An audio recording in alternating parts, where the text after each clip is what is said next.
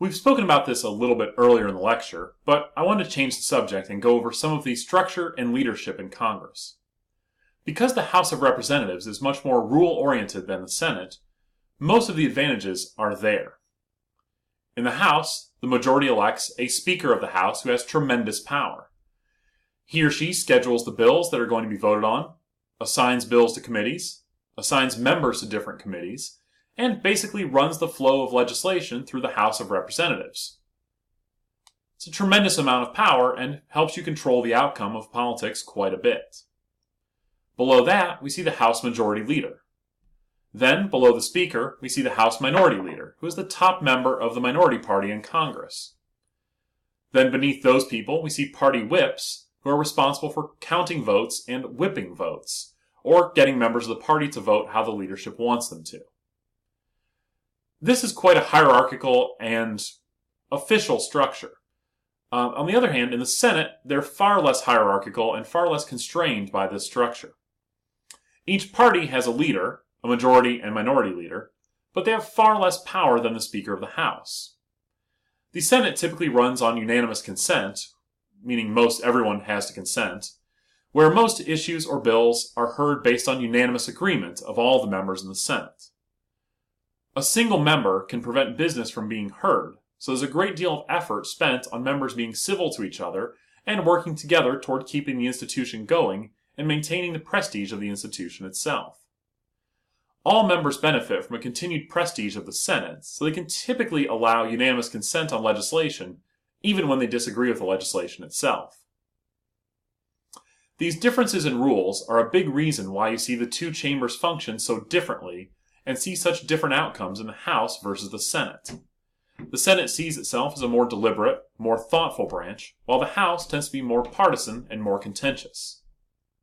Beyond the leadership, the committee system is how Congress gets the vast majority of its work done.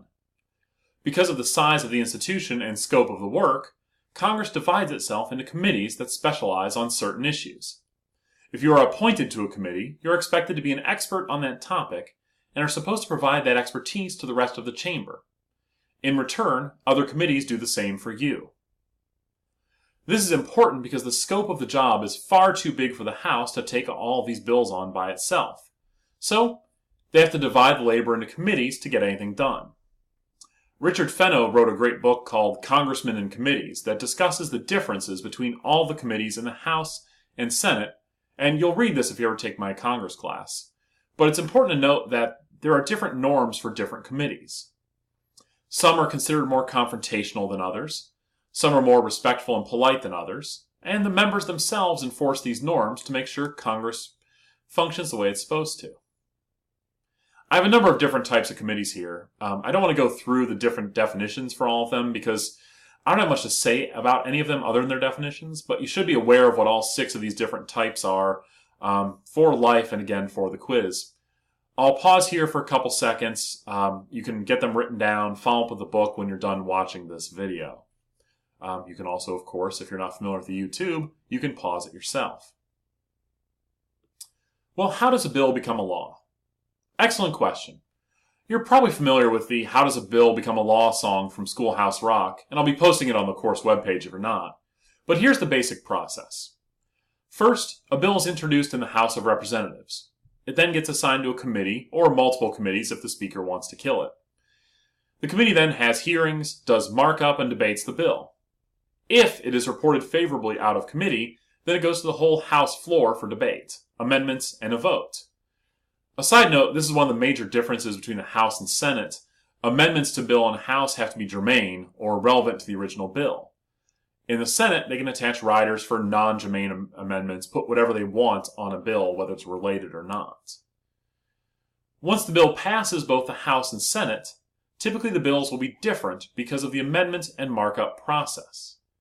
So then it has to go to conference committee, where members of the House and Senate, known as conferees, get together and try to reconcile the bill, or try to make the two versions identical. Once this happens, it goes back to each house for another vote, and then to the president's desk. At this point, the president has 3 options. Number 1, he can sign the bill and it becomes a law. Number 2, he can veto it, at which point it goes back to Congress and for a potential override vote, with 2/3 majority of both houses required to override. If this happens, the bill becomes a law anyway. If it doesn't, the veto makes the bill like it never happened. Finally, if the president doesn't take action on a bill, then it becomes law after 10 days. The complication here is if Congress leaves session within those 10 days, then it's pocket vetoed, the bill goes away, Congress has to start over next session. It's a complicated process with a number of opportunities for bills to be killed before they become law, which is why the vast majority of bills never actually become a law. You should watch the Schoolhouse Rock version because it's nostalgic, then watch the Vox.com version I'm going to post because it's an interesting update with a lot more of the details on the bill.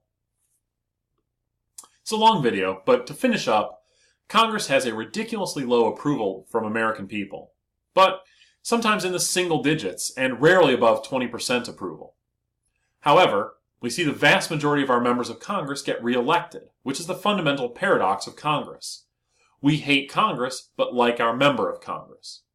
Presumably, it's the other 434 that are problematic, not our one.